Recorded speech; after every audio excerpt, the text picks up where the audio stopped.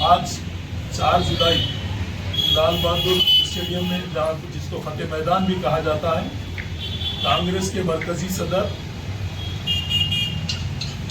मल्लिकार्जुन खड़गे जी जो तेलंगाना आए थे, जहाँ हैदराबाद के एलबी स्टेडियम में प्रोग्राम मुनक्किद हुआ था आज 4 जुलाई के दिन।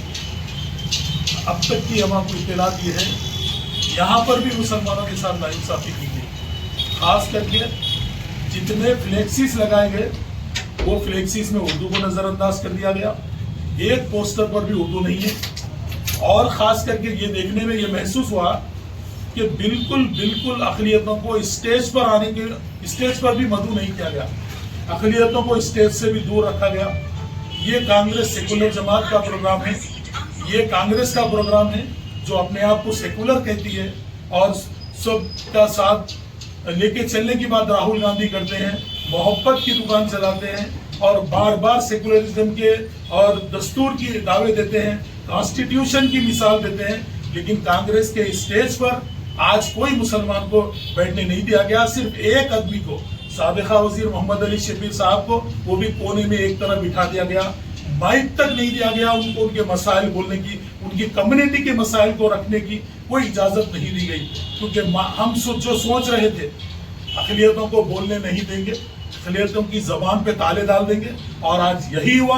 अक़लियतों की जबान पे कांग्रेस अपने मरकज के सदर के प्रोग्राम में अक़लियत की एक उनके कायदीन को बात करने नहीं दी। चाहे वो NLC आमिर अली खान होंगे या फ़हीम कुरैशी होंगे, चेयरमैन टिब्रीज के हैं, और वक्फ बोर्ड के चेयरमैन रहे हमारे अजमतुल्लाह हुसैनी, या अफजल बियाबानी साहब हज कमेटी के चेयरमैन है, उर्दू अकेडमी के ताहिर बिन हमदान है, उबैदुल्लाह कोतवाल साहब माइनॉरिटी फाइनेंस कॉर्पोरेशन है और लाइब्रेरी के भी चेयरमैन है। लेकिन किसी को भी स्टेज पर मदऊ नहीं किया गया।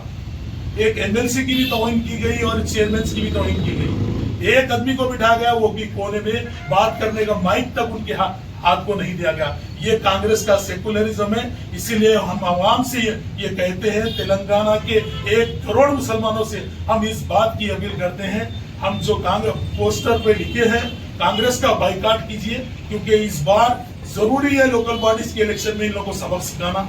क्योंकि ये लोग हथेली में जन्नत दिखाना, झूठे वादे करना, मुसलमानों को ये दिलासा देना कि तुमको विजारत में 2 आदमियों को शामिल किया जाएगा, वक्फ बोर्ड को जुडिशियल पावर दिया जाएगा, माइनॉरिटी डिक्लेरेशन बोल के पूरा एक तैयार किया गया, एक फ्रेम तैयार किया गया जिसका कोई जिक्र नहीं। यहाँ तक के माइनॉरिटीज का सब प्लान की बात की गई, लेकिन कोई नहीं। अक़लियती इदारे आज ठप हो चुके हैं। कांग्रेस के इस दौर में अक़लियती जितने इदारे हैं कोई काम नहीं कर रहा है। न वक्फ बोर्ड काम कर रहा है, न उर्दू अकेडमी काम कर रहा है, न फाइनेंस कॉर्पोरेशन काम कर रहा है। सिर्फ एक हज कमेटी हाजियां जा रहे, वो भी हमारे मजहब का फरीजा अदा करने के जा रहे हैं, वो भी इनको पैसे लेकर जा रहे हैं।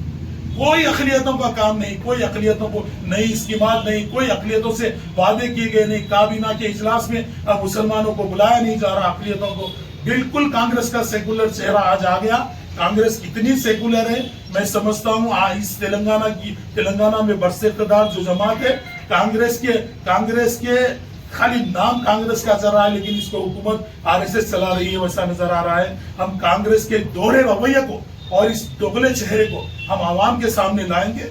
जोबली हिल्स के इलेक्शन में भी हम बताएंगे, और लोकल बॉडीज के जो इलेक्शन है उसमें इनका खत्ता चिट्टा सब निकाल कर डालेंगे। इनके मरकजी सदर के मुंह पर कोई अक़लियतियों का जिक्र नहीं है, और इनके कांग्रेस के जो हमारे वेणुगोपाल साहब है उनके भी जबान पे कोई जिक्र नहीं है, ना अक़लियतों को बात करने दिया। ये कांग्रेस का दोहरा रवैया है। हम इस दोहरे रवैये को एहतजाज इतना करेंगे कि आकर बिहार के इलेक्शन में भी हम इनके चेहरे को रखेंगे, और लोकल बॉडीज के इलेक्शन में हम तमाम अजला को फिरेंगे, और जोबली हिल्स में तो इंशाल्लाह इनका सफाया तो पक्का है, इनको जीतने भी नहीं देंगे। जय तेलंगाना।